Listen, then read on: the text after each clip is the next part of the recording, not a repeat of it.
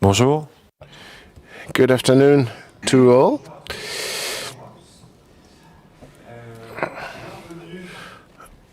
Welcome to this World Forum 000. For a starter, I'm not sure I was able to say to you, to each of you personally, it's a real joy to be able to finally come back physically and to be able to gather with all of you in this magnificent place, which is the Bronya Palace, which welcomes us for a few years. We've already held 12 editions of this forum.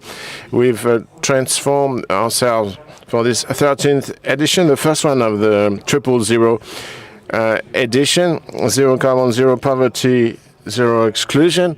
I'm not repeating my yesterday's speech. I'm very pleased to moderate this roundtable, represented by our work group. As you know, Convergences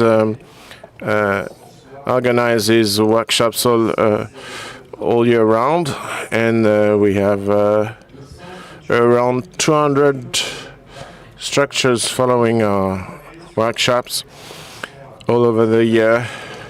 And we think about model changing, social impacts, environmental impacts, very closely connected to cooperation and international solidarity, because we were born from this spirit. So I'm very pleased around the table to have Fanny Devaucoux, who works for Acted, the parent company of Convergence and a large international NGO. Katinka Rambert, who works with the Accio Foundation. I'm very pleased to be here. Thank you for having us.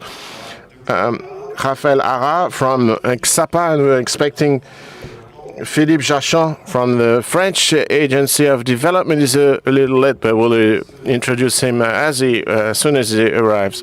So this work group has been thinking about across a few issues that we want to sum up over this roundtable. So reconciling human and economic development with environmental protection. And we were going to focus on international partnerships, how partnerships will help that this human, economic, and environmental impact can have an action on international development. How can we accelerate that momentum? We're going to address these issues along three pillars. First of all, how each activity has adapted its strategy, its programs and operations to be able to combine this transformation, this social and environmental impacts. Then in the second moment, we'll speak about governance, how we manage all this on the national and on the international level, so we can be a booster, a drive. And the third and last pillar, rather, on the ground locally, we'll take a few examples from the farming sector, mainly in the global south. Since we filmed, I'm going to say Mr. to you, Raphael. I was calling you by your first name a few minutes ago, but now you're the general CEO of XAPA. I think we could skip to the next slide. It's the one and only slide anyway. So Raphaël Hara, you're the managing director of XAPA, which is, first of all, a company with a mission. and then I'll give you the floor in a minute. I promise. I really enjoy speaking, but then I enjoy listening to people. So a company with a mission, which really does a lot of assistance of structure, be them companies, public entities, NGOs, in order to turn this adaptation easier, and with our contributions enabling measuring the social and environmental impact, which are less obvious than the economic impact. So what is XAPA? What does it? What is this support that you give? Thank you, Thibault. I'm really delighted to be here with all of you. As a matter of fact, XAPA is a company with a mission.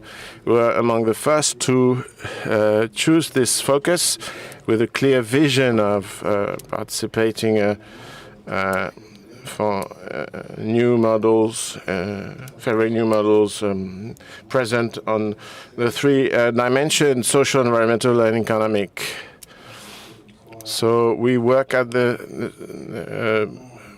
along three activities.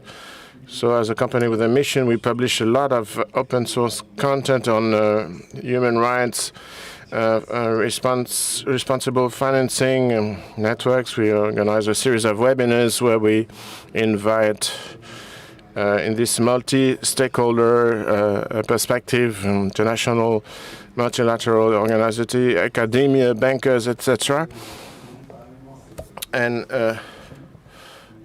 in parallel to that, we have two activities: a consulting activity with large companies, banking institutions on sustainability, model changes. We'll be welcoming in a few minutes Philippe from AFD. We are helping them right now. The policies on the procurement of works and etc. And we also assist large companies who depend on the establishment of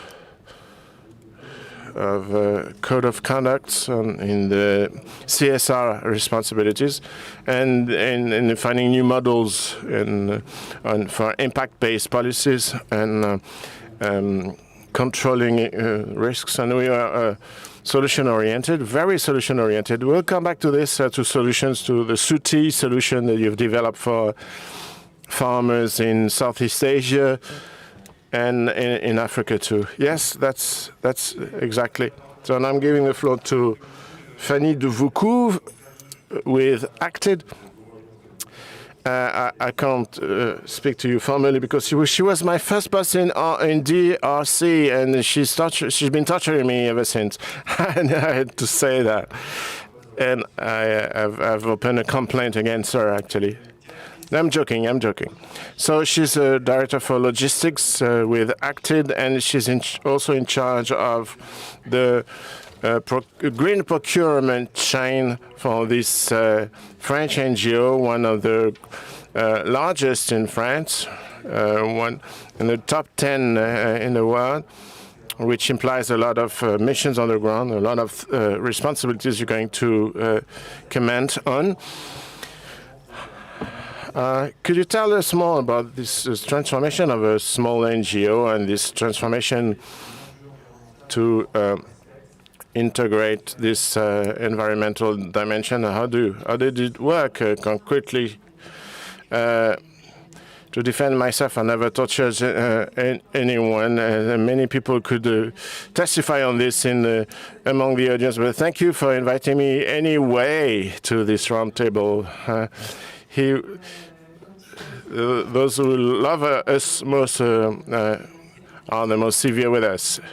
So we operate in 40 countries in the Middle East, in Southeast Asia, in Central Africa, in the rest of Africa, in the Caribbean, and in Latin America, also in Eastern Europe.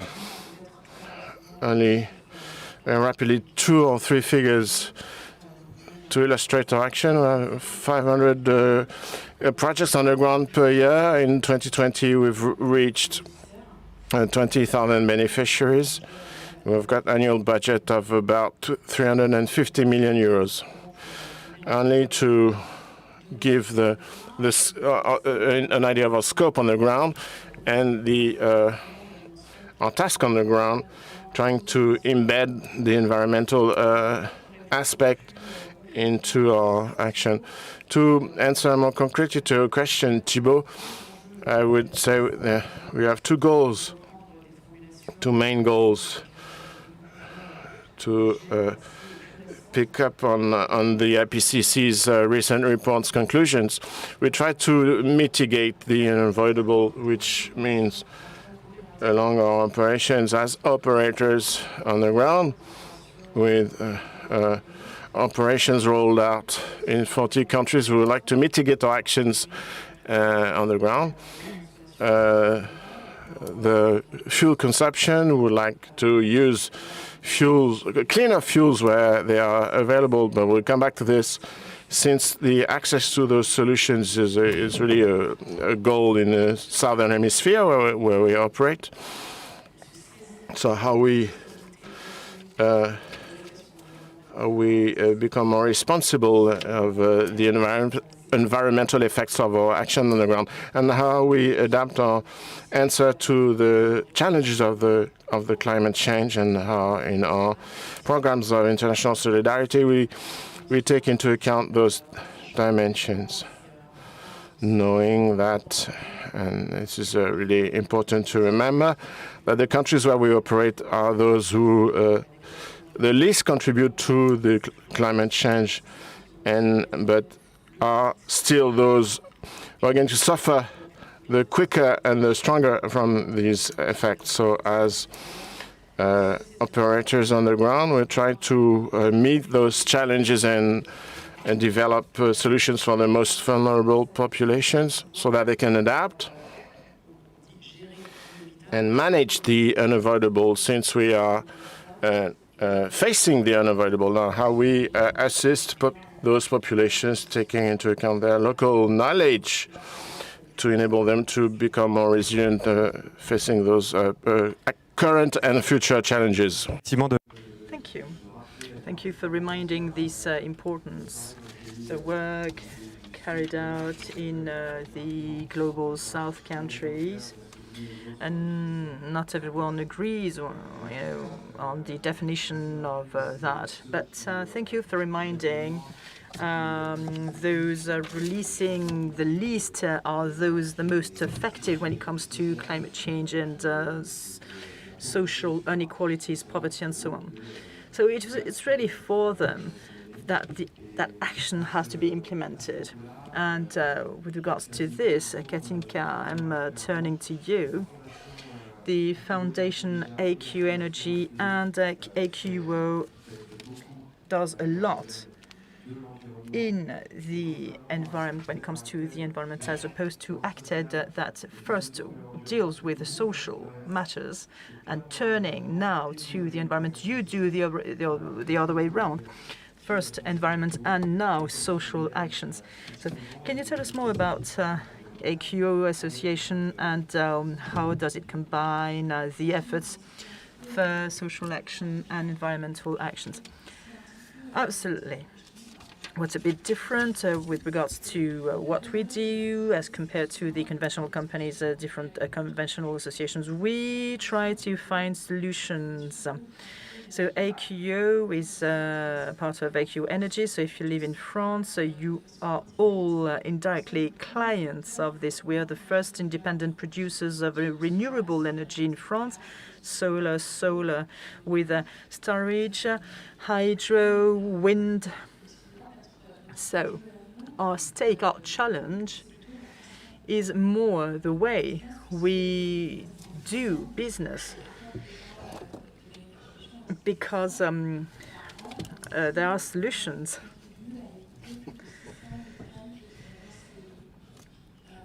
And we have 17 offices with 70 pools and activity.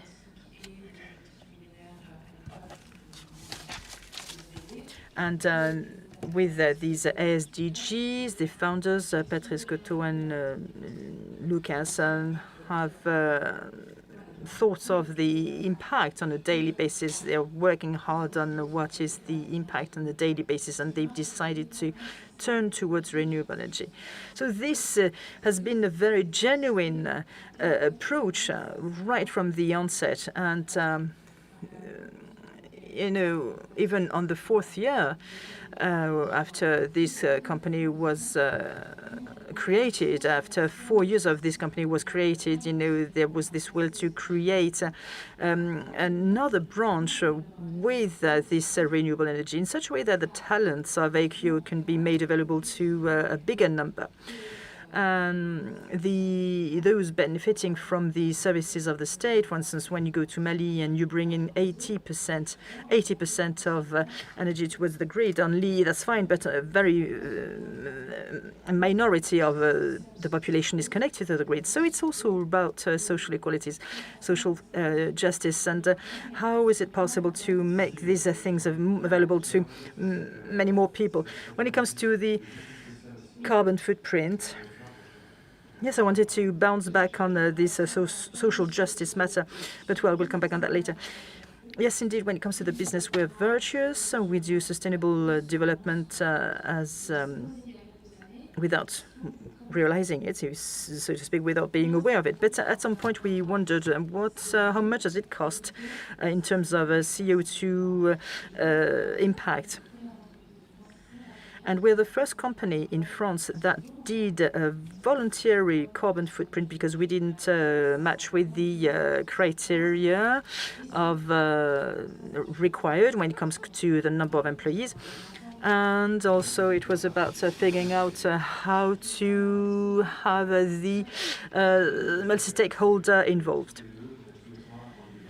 Maybe the two of you, the three of you want to refer to Scope 1, Scope 2, Scope 3. Not everyone here are familiar with this. So Scope 1 and 2 are like a group of elements. In France, when there's 100 million of turnover and more than 500 employees, we are either Scope 1 or 2. So it consists in the quantity of energy required for the factory to operate and or for the production of goods produced. So as for Scope 3, however, it's taking into account all the impact as a whole, right from the raw materials, and taking into account right from the raw material state, the shelf life of the different production, the different elements produced, such as the wind farms and so on and so forth. So just to give you the active perspective and the NGOs of International Solidarity International, we do things in the same vein, with the same philosophy.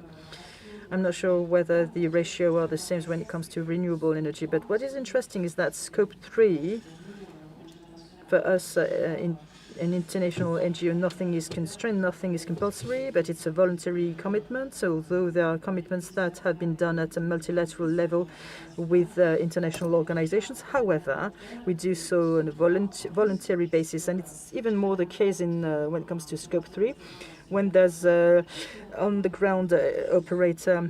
Things are done more on the Scope 1 and Scope 2. But when it comes to Scope 3, the ratio is quite standard in our sector, and it's about 80% of the carbon footprint. So when the Scope 3 is not taken into account, when it's overlooked, we actually we would overlook the hidden part of the iceberg. So this involves the direct emissions released. That's the case, for instance, for carbon emissions, but also in our supply chain. This will join in projects developed by Sapin, and also the end of life of the different equipment that we would procure for our team. So we go in the same vein of what you're saying, namely, indeed, it's Scope 3 plus voluntary on a voluntary basis. Thank you very much for these precisions from an expert. Now, I would like to talk about the SDGs. And as a reminder, because sometimes, things are not very clear. Renewable development, sustainable development is not always related to the environment. It means many things. It involves many things, such as education, gender equalities, combating poverty, combating hunger in the world, and also the environment. Hence, the necessity to tackle things directly and to bring in a holistic solution to all this that are not going to deal with the environment on the one hand and the social aspects on the other hand and so on, but rather combining all these different elements. That's the purpose of the SDG, hence the Agenda 2030. That's how it's been developed. That's how it's been designed, with in the core of this agenda, not the public institutions, which was the case of the MDGs in the past, but it involves rather the private actors, the actors from these associations, from the civil society, and the role of the civil society has been clearly enhanced, improved thanks to this. And these SDGs are becoming a repository. How this repository is becoming implemented as a transformation driver of very tangible programs. Raphael, I'm looking at you because if I would like you to tell us more about this element. Indeed, the social and environmental challenges and stakes are absolutely related one with another. For instance, deforestation. There are sometimes we'd heard people saying, well, we want to switch from 20 to 30% of the emerged lands into protected areas, and on the other hand, poverty has to be the key element. But when it comes to deforestation, typically, if you don't take into account the operating terms for the poorest populations living in these areas where there is deforestation, who try to survive as much as possible, well, we are going to be we're not going to be doing things in a relevant manner. That's why deforestation, but you want to remunerate the poorest population in such a way that they can live with correct life conditions. All these things are combined again, because the deforestation is also the result of climate change, and there are many other things, that explains why these populations are poor. There's deforestation, but also climate change and so on and so forth. They're affected by many things, and this is a typical illustration of the mixture of all these elements. And so when it comes to these programs, the social impact and the environmental impact have to be systematically dealt with in a cross-cutting fashion.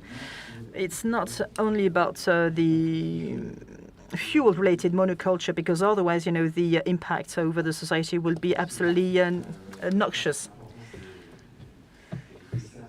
True, it's absolutely important. I now would like to talk about governance. Philippe Jachon, I would like Philippe Jachon to be, who is my last guest, to be with us, but he'll have no, I'm joking, because he told me that he will soon be here. Anyway, I would like to have more of a view from a bank. We're going to talk about a coalition that can exist within development structures, not necessarily banks, but structures such as NGOs or international organizations. Fanny, when it comes to this, ACTED has signed a charter recently, ratified a charter recently that fosters us to be more exemplary when it comes to operations related to reduction of carbon emissions or beyond. Can you please tell us what this charter is? Yes, at least I'm going to try. Under the movement and the direction, although it's a totally voluntary charter issued in the International Committee of the Red Cross and the International Federation of the Red Cross and the Red Crescent, through a consultative process, I've found out 7 commitments for the preservation of the environment synthesized in this charter in last May. And Acted was very proud and pleased to sign, and was almost one of the first signatories among in the NGO world. So we are committed to zero carbon, and we're already committed to zero poverty and zero exclusion from our very first, our primary activity. So these commitments, I won't detail them all, but they entail 3 pillars. First, to mobilize our ecosystem, be it our local partners, when they are not, but they mostly already are, due to the effects of climate change in their own ecosystem, to mobilize our communities all around, the communities of beneficiaries, through raising awareness, and more broadly our funders and our whole ecosystem at large, our partners on the ground. So it's a broad mobilization. Our second commitment is to be able to measure our impacts in our operations, to be able to assess our carbon emissions. So we've been doing that since 2018, and signing this charter, we go along. So we try to assess in order to mitigate. Measurement is a very complex and ambitious process. We work on this every day locally.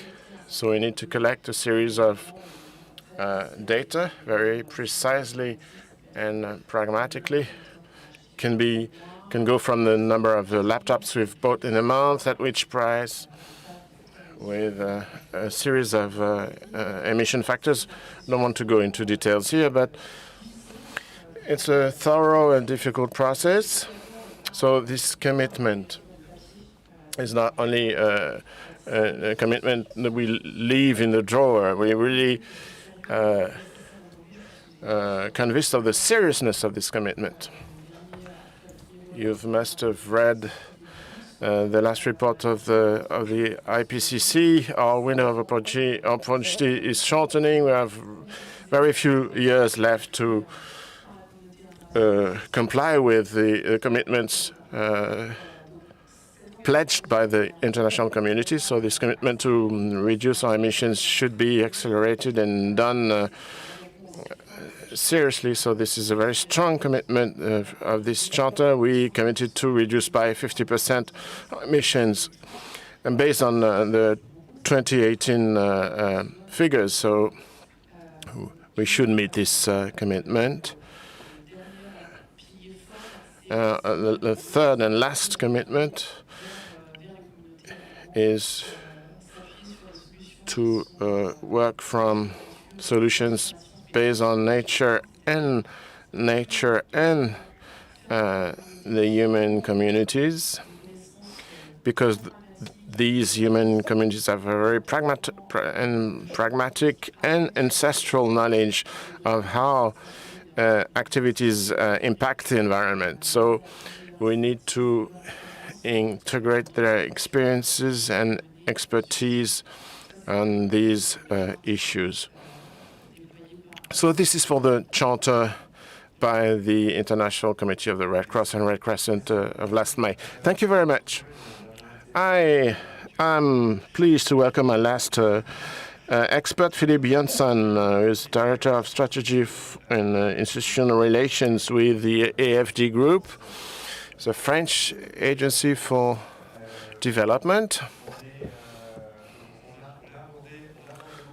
So we've dealt with a few subject matters, how we, each of us in its own organization, how we embed the social environmental impacts in our strategies for operations and programs. Now we're going into details on how, what kind of programs in a partnership between Q and Acted. I can see some nods here.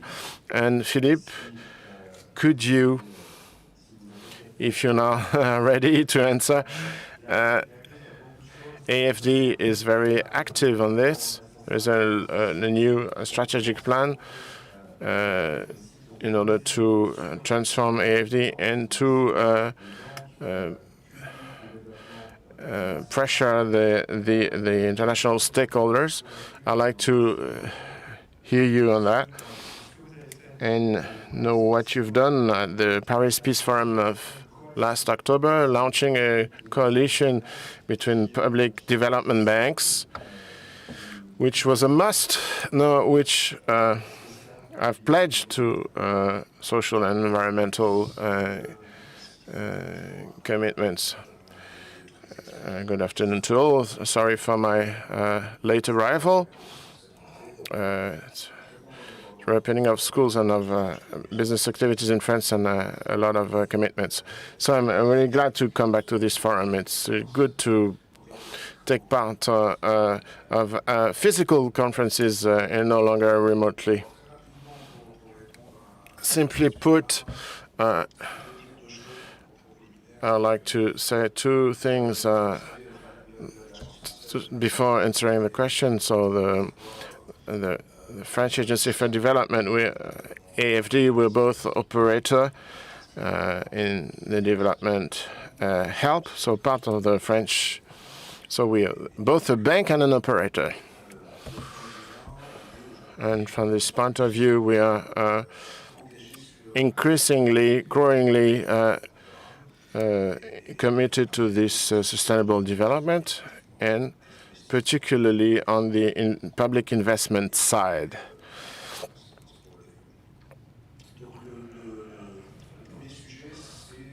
So our first task is, since the adoption of the SDG goals in 2015, so alongside the strategies related to the public aid to development, that we collectively create more leverage as possible in favoring the SDGs, knowing that AFD alone is not enough, and that then public aid for development is not enough, and it's alongside public aid for development. You can have some investment flows that goes the other way around. Most of the time, it doesn't create levers. And when you read the UN reports on the agenda for the sustainable development and its successes, we have less than 10 years now. We're not achieving these goals. So there's something at stake here. It's to try to create the more levers as possible. So the FD has been involved for a few years and have accelerated since last year. We are trying to work on several levels, starting from demand, where we want the customers, our agency's customers are growingly inclined themselves to transform their activities and to go towards sustainable development themselves.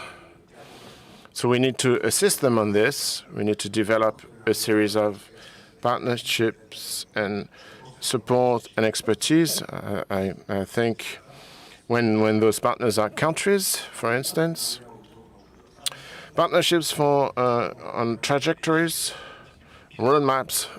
How do we favor changes in public policies favoring the sustainable development? So we organize dialogues on public policies. We launch research projects in the southern countries, for instance, to assist public policies in this direction. On a second level, we work on the transformation of players and institutions. So beyond the quality of a credit line or a loan we grant to a customer when he's been oriented for environmental issues, how do we do that the whole portfolio of the offset is aligned with the goals of sustainable development? So this is the main part of our work. We have a series of assessment criteria, and so we rank our customers according to their greenness, lower or greater greenness. So when you say brown, you mean fossil fuels. Yes, from a certain level, we're going to assist to more greenness from our customers. On the third level, so we're speaking of a transformation of institution as such, and we help them design their own policies. So on the third level, we're speaking of the alignment of our own projects, and from this point of view, the AFD group uses a series of tools. Some of them we've been using since the first law Confin. It's a French act enacted in 2014. So the whole of the AFD portfolio is being analyzed, and we assess those projects according to their impact. So environment, biodiversity, gender equality, revenue equality, social welfare, questions of ownership, citizen ownership, and or a perpetuation of projects. So those projects are being analyzed according to these criteria. So there is an internal analysis from teams following those partners, helping them strengthen those influences, and making sure that this impact is as positive as possible. Then the final report is delivered, and we will rank these projects according to their impact. So all projects with a negative impact, we have marks from -2 to +3. Those -2 projects are withdrawn from our portfolio, and all remaining projects are classified into 3 categories. Risk projects, we don't decide at once about a partnership, but we want to assist and support our partners. So when we face risk projects, we are going to increase our support, and for support that we consider as already positive, we are going to reduce our investment because we consider they're already working, and we are growingly inclined to develop projects that we call new frontiers. We're going to try to experiment on the technology level, for instance, with additional risk-taking to address issues which will require more cost or staff. So, thanks to this ranking, we are able to better qualify our portfolio of activities. And the last element that you've quoted is to be able to be successful on these 3 levels, and the AFD alone won't achieve it anyway. We also need to sign alliances internationally. We took an initiative in November 2020 at the Paris Peace Forum. There's an alliance gathering 500 international banks from all over the world, which is an initiative that the AFD group has joined. And we have published a first declaration. It's the first time that the National Public Bank for Development of have made a statement and have gathered in such a coordination, and it didn't exist. It's a leverage. It's 10% of the public aid, so it's really meaningful.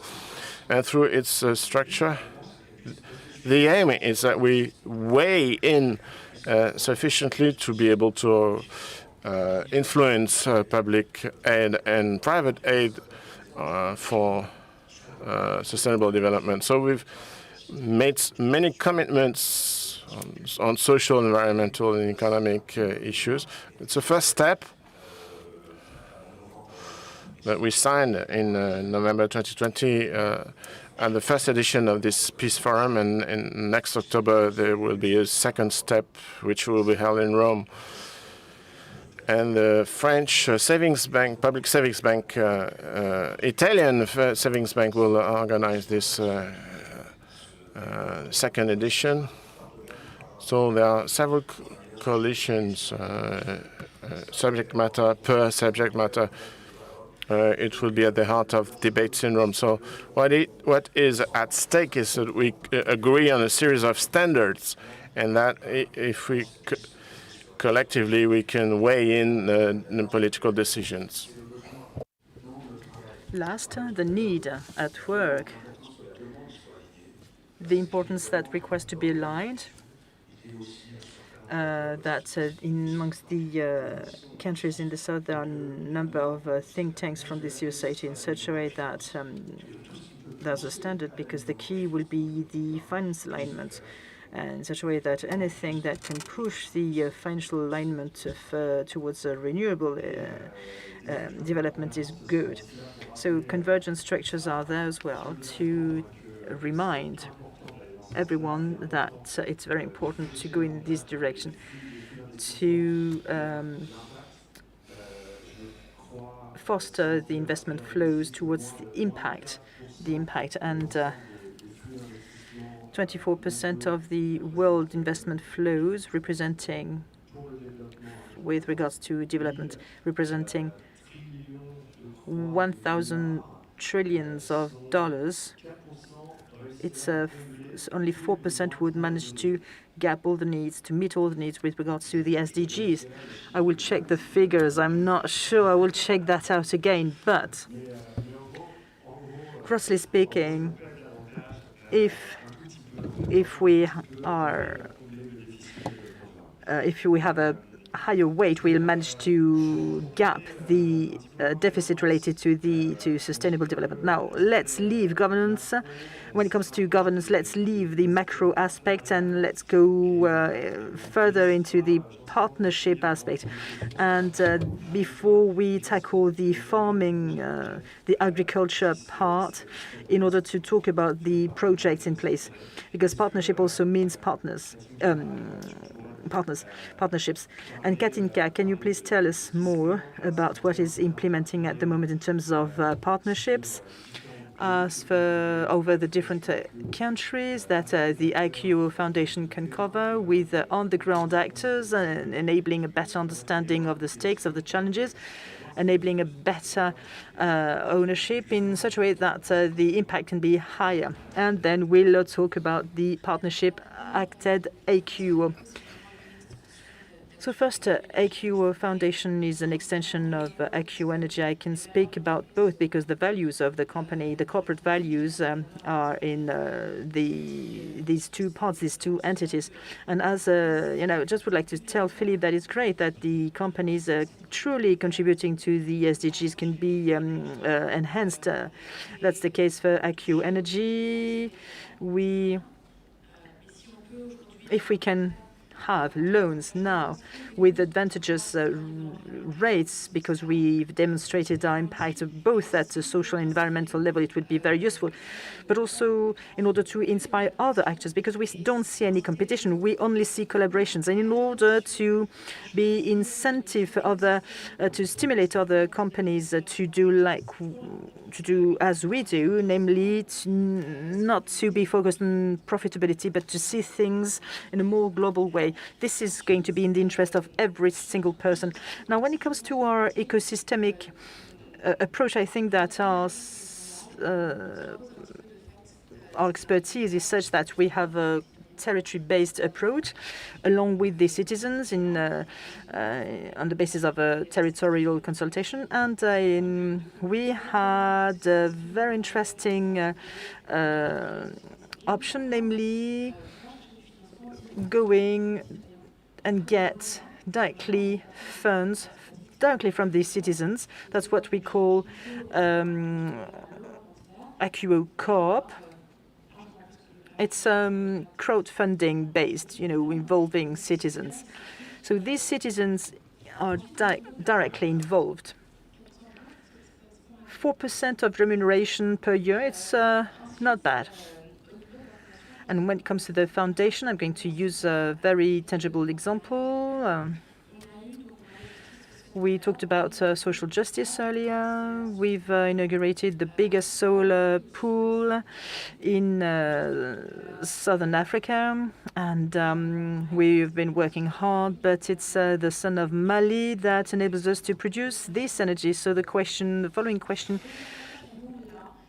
was raised, how to give things back to the local communities. So we have to take into account the fact that each new project is unique.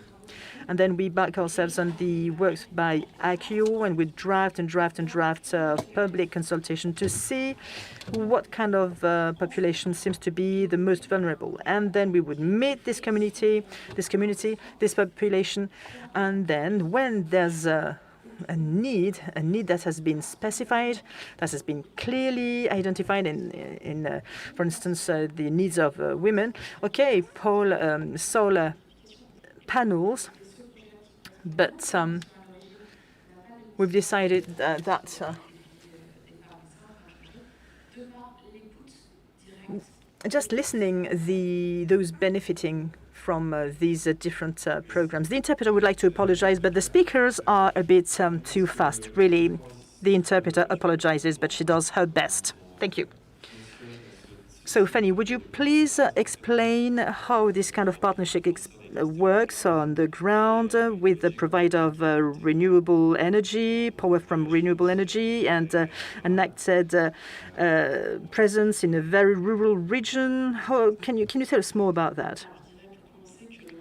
So I will say that the question how is still a question. That's still the case for the pilot project. It's one of the stakes, challenges related to this project, this pilot project, namely to learn all together, to figure out what works well, what works less well, how it's possible to duplicate things, at least a part of it, what kind of community this will work, which area, and so on. So this is indeed a pilot approach with a mutual learning. I have no interest whatsoever in that, believe me. But what I can, as Katinka said, it's about the genuinity of Acquo, and I think it's very important, of course. And the partnership between Acquo and Acted has been existing for a long time, but Acquo has also invested in other kinds of projects, and such as Oxus. So this project, which is Oxus is microfinance, between brackets. So this kind of project is at the core of the renewable energy industry. And it's based on partnerships. The genuity, the social project of this company has also has to be profitable and viable. So, the project has to be thought of, matured, dealt with in the long term. But Katinka has a better knowledge of that. But we are going to work with the foundation in Niger when it comes to a bioclimate school, and Acquo will bring in its technical expertise. And also, to answer your question, Thibault, as an international NGO, we are actors of the last kilometer, so to speak. because we have an environmental responsibility. But before everything, in the first place, we have this responsibility of the last kilometers in order to reach the communities that will not be reached by any operators, in such a way that these very remote populations can also have access to renewable energies.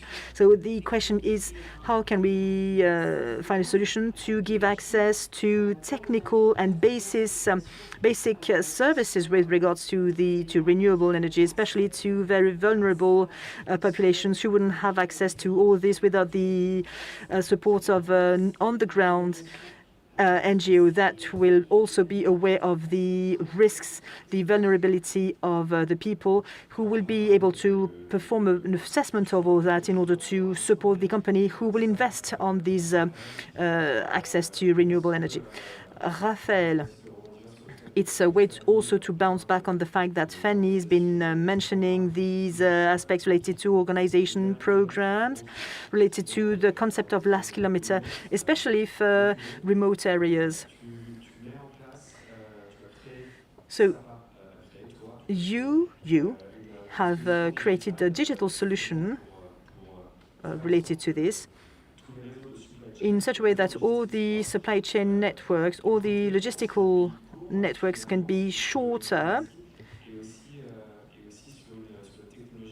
and also on a technology which is easy to implement, to put in place, which is low-tech, which is cheap, which is adapted. Can you tell us more about that?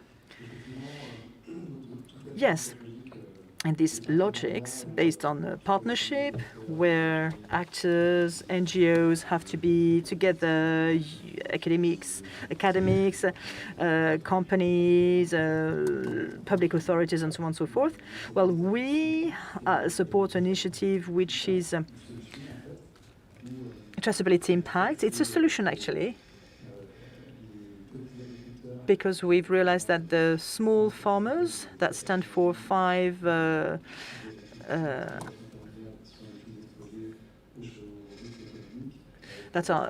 small minority of the farming industry in the world, very often they don't have a high wage, a high revenue, and very often they are poor. And they're also the most exposed to the climate change. And it's difficult for them to have access to trainings and to training on the good practices. So this is also about transmission of practices that comes from their cousin, their uncle, grandfather, whatever. And it's difficult for them, therefore, to improve their living condition, their living standards. And it's also about the supplies, how water and these elements are supplied to these poorer farmers. So it's about the multi-stakeholders, investors who would take commitments when it comes to finance, when it comes to funding SDGs, but the private investors have tangible projects, profitable projects that they're more interested in. And that's why we've thought of this solution, which is a duplicable solution which is also integrated, related to enabling these poorer farmers to have access to training through digital tools.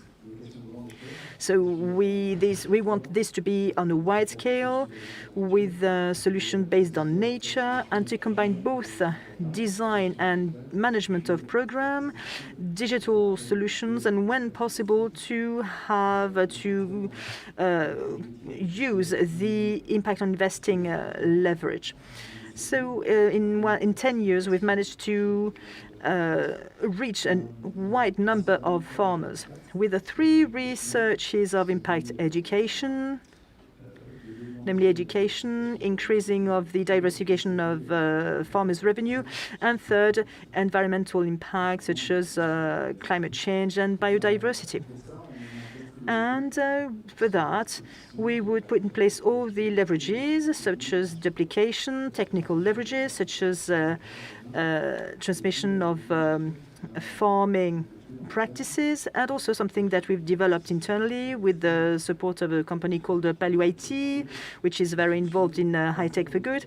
It's a solution designed for smaller farmers who use mobile phones, who wouldn't use internet connection, but rather, and also farmers who can't read. And all these can change the paradigms related to the capacity buildings, the professional training, vocational training for these small and poor farmers. And to do so, we've put together expertises, accountable, responsible supplies, and so on and so forth. And it's on this base that we've developed this solution that we've started to implement in Indonesia in partnership with industrial entities, in Sri Lanka also, with public and private actors. And the purpose of that is to find a transmission mode, not only of good practices to these smaller farmers, transmissions of these things that can be duplicable in partnership with big and smaller companies, in order to find virtuous models for the benefit, mainly for the benefit of these smaller farmers. Is that what makes the difference? So congratulations. I hope that these solutions are possible to be applied by larger operators, NGOs, and private operators that are larger scale, to be able to roll out those solutions at scale. Well, we work with networks of partners or with staff teams who are physically present on the ground. But as a matter of fact, there is a question of the orientation of private resources to finance SDGs, the achievement of SDGs, and all the techniques of blended finance and impact-based investing. And but you still know what to do. And the question of experimenting, innovation, you can't find out everything by clapping your hand, or you need to think, to strike alliances, and when you've got a feasible solution, you can scale up. But you need there is a need of a lot of thinking upstream. Whether we're speaking of public or private partners, small or large organization, this diagnosis, pilot program, assessment, we need to respect this a three-phase process to be successful and efficient. I don't want to trick you, because we haven't deepened this aspect when preparing for this panel, but could you please develop a little bit on the farming sector, telling us how a group like AFD, through its debates, discussion with other partners, could be a drive for experimentation and for projects that could be very impactful in many countries. Well, no, it's not a trick. It's not a tricky question. Well, it's not only a question of innovation or experimentation. I'll take an example. I quoted. I spoke about the need to have an influence on demand, because this is really pivotal. And in the area where of concern about fair trade, for instance, currently AFD, together with Équitable France and AVSF, we support the equity program, the Équité program, focused on this to make sure that fair trade can grow, and that it grows with a responsible approach and environmentally speaking. This is what this is the northern demand was more important for fair trade. This is because there was a demand for fair trade in the northern hemisphere that the system has developed, and now we have a growing demand in the south for fair trade, and this is what's very interesting. This growing demand from the south, you could explain it with a series of criteria. There is a demand for quality products in the south. The pressure exerted on a small farming exploitation, the fight against counterfeited products, so the fight of the producers in the south and the growing number of the middle class in the south. So a higher demand for higher quality products. So we now face a growing demand in the southern hemisphere, which is driving the fair trade today. So it's important for us to support these dynamics. And this is why we are following this and supporting this in quality initiatives, by structuring a growing market, by supporting protecting products from geographical areas. So there are new experiments that we've been doing, which are in return useful for systems over here in the northern hemisphere. So it's a repositioning of our activity with the growing demand for quality and certification by the players in the southern hemisphere. So in this project, we're going for labels, quality labels, or protected products for given geographical areas. It is one of the most emblematic projects we are developing today, the development of an agroecology and the respect of the environmental standards. I'd like to speak a little bit more about experimentation and the risk-taking and the financial and fiscal encouragement for the better handling companies and organizations.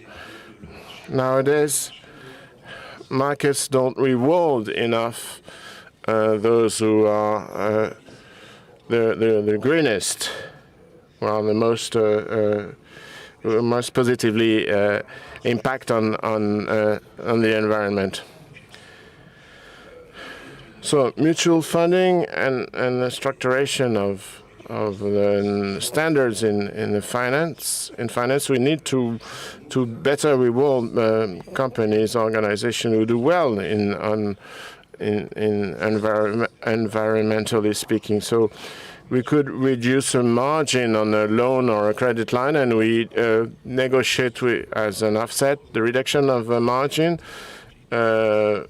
compensating with some more environmental goals. So our counterpart could commit to sustainability, and on our side, we could find some financial incentives so that they do so.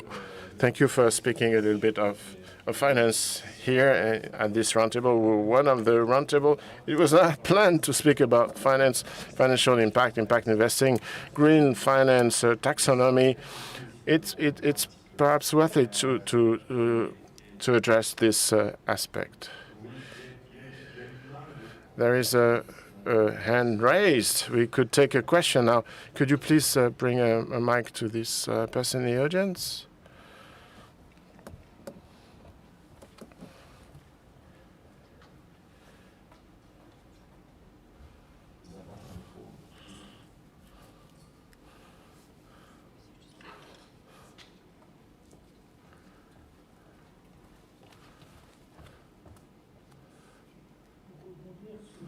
To pick up on your question on financial and fiscal incentives, Does any of your organization offer contracts, funds, approaches that are sufficiently concrete to go concrete, with incentive that could be with revenue sharing, or do you have any concrete action so that people could be rewarded financially or be incentive that we go together with human respect and the achievement of environmental goals? Are you asking your question to a specific organization around the table? Anyone who is able to suggest something concrete?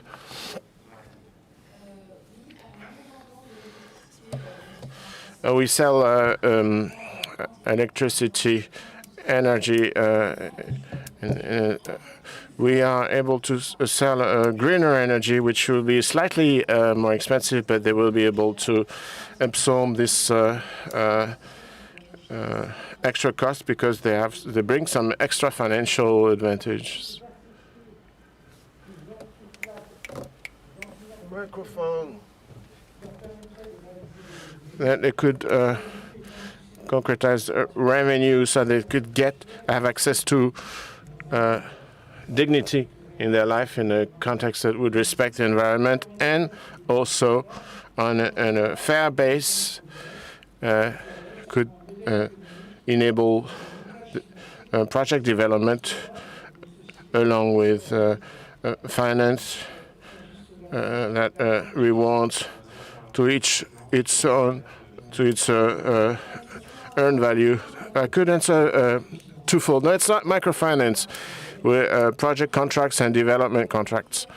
On the Accio side, when we were the leader solar energy with stocks, we had the Saint-Louis on the Réunion Island.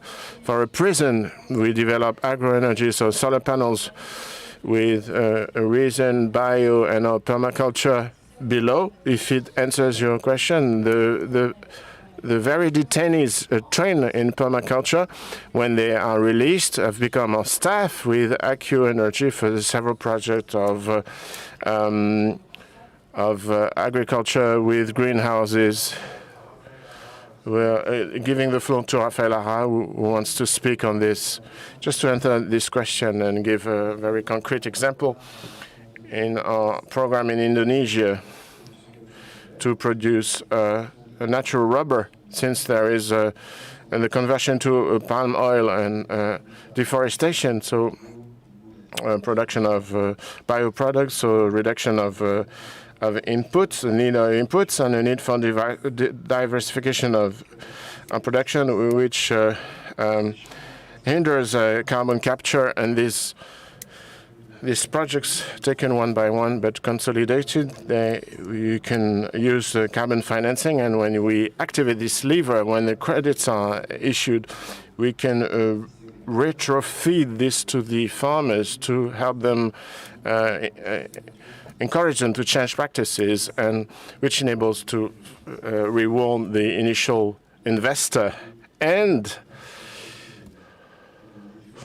to reward the local stakeholders and the small farmers on the ground. If I may, not from the financial side, but we'll have the answer of each member of this panel. In the sector of international solidarity, we also develop concepts of projects enabling for the most vulnerable populations locally to improve their revenue, factoring in the protection of the environment. So English word difficult to spell, but we've developed 5, which is it's not as beautiful in French, translated into French, but it's still inspiring. It's to prosper or to bloom. So it's a project aimed at three directions. First of all, revitalize ecosystems, taking into account the impact of human activity in an ecosystem, both positive and negative, environmentally speaking, and we'll make an assessment, and based on that, we'll consider if we maintain those human activities, if we can improve them and adapt them if this impact is negative. So we're going to revitalize the existing activities in a first moment. We will also try to find some directions for diversification, direction of ecoculture, agroforestry, and permaculture to enable those populations find new ways of farming complementary to the existing ones. And then there is an integration phase where we are trying to support those local populations for the marketing phase. This is a rather business, so that's why as operators we need the international solidarity, looking for partners which have much more experience than us, trying to find markets, trying to connect local farmers with their local markets or further markets connected with existing infrastructure or non-existing infrastructure, and we can suggest to build some infrastructure. And I wanted to end with this, not speaking of the economic aspect, which is essential. There is an aspect of social cohesion when the communities are most impacted by climate change. And when you say climate change, there are growing tensions or conflicts and forced displacement of populations. So there are some systemic consequences for those populations. So to be able to work on those models in integrating a social aspect can help prevent displacements and tensions, and we can improve our models for humanitarian actions. And we will be able to anticipate future needs or mitigate future negative consequences. This is what I wanted to add on what was said so far. I hope we answered the questions.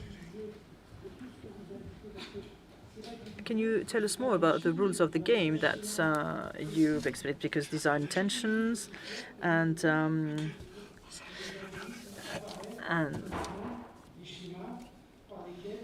namely bases from which the stakeholders can integrate themselves, so to speak, with incentives. I think you're referring to the participation from communities. No, I'm referring to remuneration modes, whether it is about employees, jails employees, or associations. There must be precise rules describing how the incentives are in place rather than the system of a better remuneration of farmers, which is the case in the chocolate farming industry. Instead of 3 cents for 100 grams of chocolate, instead of 1 cent, it would be 3 cents. Whilst in supermarkets, the increase would be higher. So there are good intentions, but it doesn't meet the actual need, because the intermediates are becoming more rich rather than anything. And although the local actors should have a true future prospect,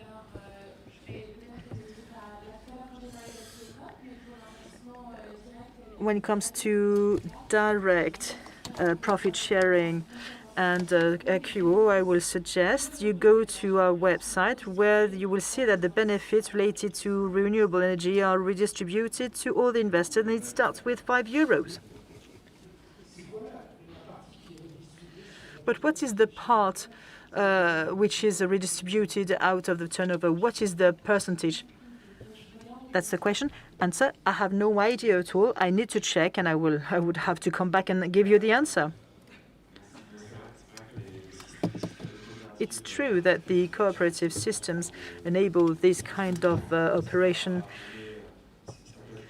It can be related to the topic of today's session, which is about the combination of social and environmental impacts to economic development.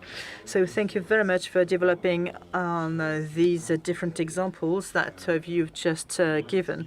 We have 10 minutes left now.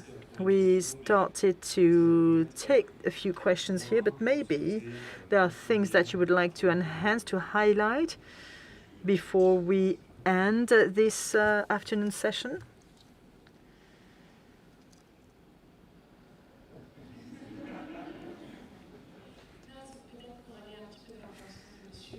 To go in the sense of what the gentleman said, and also when it comes to the genuity of the partnership in reference to the report from the IPCC, you're right, sir. There's not enough document on the good practices in place today. What I can tell you, though, is that we do our best when it comes to the farming solutions. We try to suggest other things than things that are different from, impoverishing the soils. Because we are free, we're quite free in our margin of maneuver, we need to have several entities, miscellaneous entities such as bankings, private actors, public ones, and so on. And we need to learn as we do. I think indeed that learning is very important. Capitalization is very important, and sharing between different actors is very important, namely going out from one's comfort zone, from this egotism, this sector egotism, so to speak. It's about going out from the sector of banking, the sector of industry, or the sector of, this or that. But anyway, we've been working on that for 13 years now. And it's about building up partnerships that are not partnership between peers, but rather multi-stake, multi-actor partnerships where an enrichment can be both ways, especially when it comes to projects, when it comes to methodology, when it comes to insight, knowledge of a sector. And this is the reason why we try to promote what works well a bit everywhere in order to, and for instance, when it comes to the farming industry in the Sahel region, as we said, it's not only there, there are other places where these things are taking place, but there's a little, very, very small, minute structure that we like there, which is called Tekinov. It's a few kilometers from Niamey, the capital city. It's a farm which is actually digital. It's a digital farm that doesn't need to be constantly connected to the internet to be able to put in place a drop-by-drop irrigation system that reduces the use of water resources. It's a way also to save not only water but also costs, because extracting water is not free.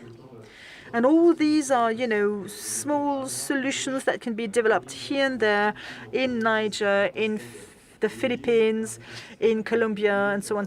And from one ecosystem to another, from one country to another, from one territory to another, a link can be established. And it's not only about finding the right solution, but also about knowing how to duplicate it in the right way. And I heard 3 times sharing. So clearly, sharing good practices, sharing good ideas makes things move forward a lot. And this is why I think that we really have to go further. Hi, can you please tell us about the Green Great Wall? this project called Green Great Wall. So the Green Great Wall from Dakar to Djibouti, based on a coalition of all the states in Sahel and also the states, the countries up to the Indian Ocean in order to combat desertification and above all to have an impact on the economic development of the countries concerned. This is important. I didn't read recently the most recent impact studies on that. No, because it's not a project on. We're not much involved in this project. Well, it's not my expertise area, but what I can say is that the main issue for the Great Wall is the link between the ownership capacity of the different states, by the different states, and Sahel, the greater Sahel, beyond the 5 central countries, including Senegal. These countries find it difficult to get along, to agree on how things should be implemented. It's a huge project. It involves a huge number of subsectors, whether these sectors are farming or access to, such as transportation, education,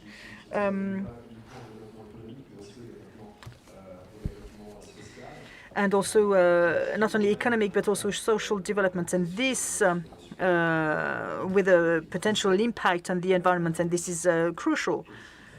And most probably there would be fewer consequences, fewer crises related to the effects of the climate change there. That's what we can see in Sahel.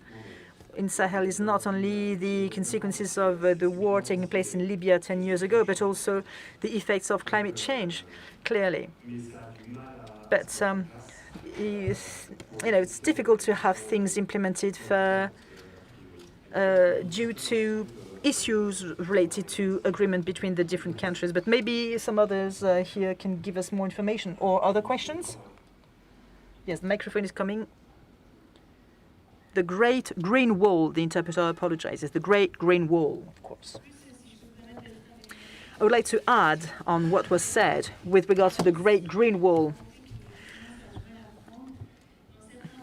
The problem is that there are countries that are not very interested, or there's a problem rather related to the ownership of the farming tools. A number of there are populations that are concerned by this project, but they don't have the capacity to settle, because most of the time these populations are nomadic, such as the Pearl populations. And in other words, it's an issue related to the ownership of the project. Yes, I think it's a huge issue, and the most important element is the understanding of the different territories, the true intrinsic understanding of the local cultures, of all the things related to the social and economic aspects on the ground. Anything related to current consequences pertaining to the climate change in the Sahel region around this Great Green Wall. Well, the issues there are related to cattlers, to cattle breeders, to farmers who also find it difficult to agree on different things. And anyway, if we don't have ready-to-use methodology, applicable to all these countries, it may work in one country but not in another. So, for instance, in Niger, it may work in Niger, but not in another country. So, well, anyway, it's very important. If some NGOs can, just like ACTED, can help us with this regards, it would be really great.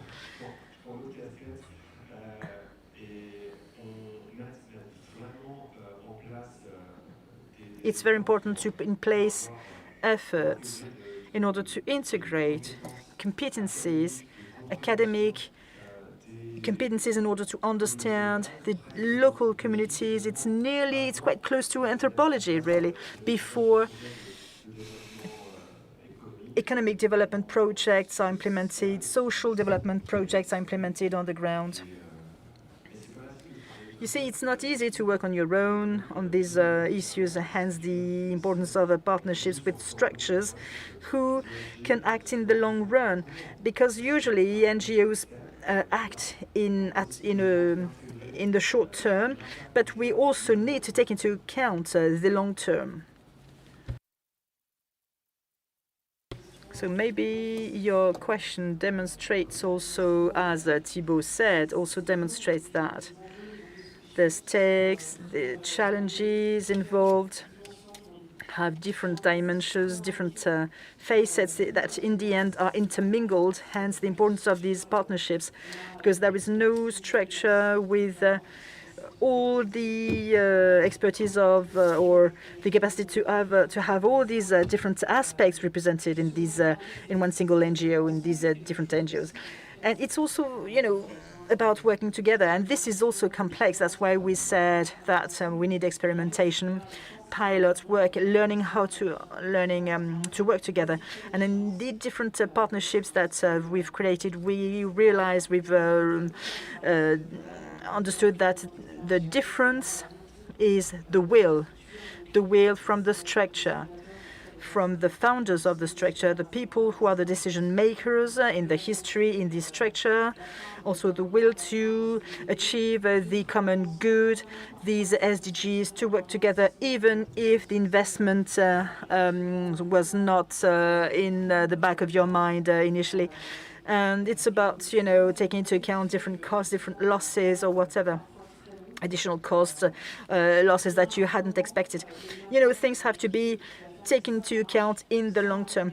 And also you need to accept the idea that you will have to give up something, you will have to change another thing and so on, to adapt yourself. Because when focusing on something very operational, it wouldn't work, it didn't work, based on our experience. Sometimes we had to change partners. And so what we have to do again and again, because there is no ready-to-use solutions, we'll have to adapt ourselves. And as actors on the ground, we'll have to look for subtlety, understanding, and the taking into account of the local populations and communities, understanding of things. So indeed, again, it's this will to achieve the common good. It remains very important, and acted, strongly believe it, in order to accelerate, amplify, to stimulate these actions between partners. Mot de la fin, peut-être pour. One concluding remark for all four panelists. So thank you for this invitation. This is a really very enthralling issue for us. The key is taking into account beneficiaries at first, but there are nuances and levels of understanding. It's only through partnerships and collaboration alone we can't do anything. So at the most individual level of the beneficiaries, they can suggest ideas about the risk and that we are taking. We have the luxury of the long term. It's always a 360-degree approach, a holistic approach, that we can achieve something on the ground. Thank you. Raphael, well, perhaps as a conclusion, we can see that there are several possible models, the impact companies, NGOs, and what is at stake is so huge that there is no competition. We can try in every direction, and also by modifying standards, the role of finance of companies, which are powerful drives for change, and which should serve a very precise agenda, and the Agenda 2030 is very useful. We chose the leverage of education because it seems sustainable and systemic, comparing to the means we've got. Well, perhaps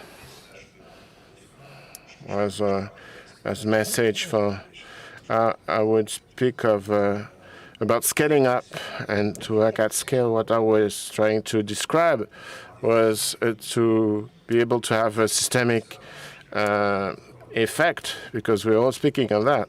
We're speaking about standards and for finance favoring sustainable development. So we need to connect all three areas or three spheres: operations, the scale of institutions, the transformation of the players, which is really important and which is really hard to achieve.